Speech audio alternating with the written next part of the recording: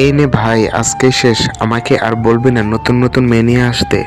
আসো বাবু, আসো, এখানে বসো। বলো, কি নাম তোমার? আরে স্যার, আপনার নাম জেনে কি লাভ? যেই কাজটা করতে এসেছি সেই কাজটাই করি না। আচ্ছা, তোমার বয়স কত এটা তো বলো। না, আমার বয়স জেনে কি করবে? বিয়ে করবে কি আমার সাথে?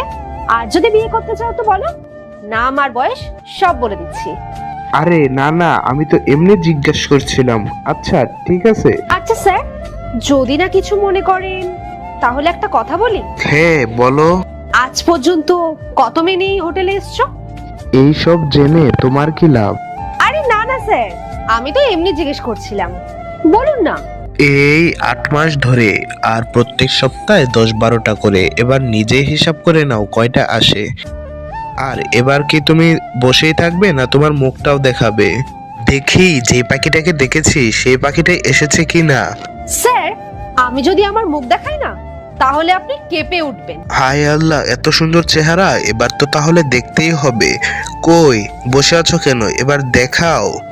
ঠিক আছে স্যার। আল্লাহর এই ছবিটা দেখে যারা ইগনোর করবে তাদের মনের আশা কখনো পূরণ হবে না। যারা আল্লাহর এই ছবিটাকে ভালোবেসে ভিডিওতে লাইক করে, চ্যানেলটাকে সাবস্ক্রাইব করে, কমেন্টে আল্লাহ লিখবে, তাদের সকল মনের আশা পূরণ হয়ে যাবে। আমিন। আরে বোন, তুই তুই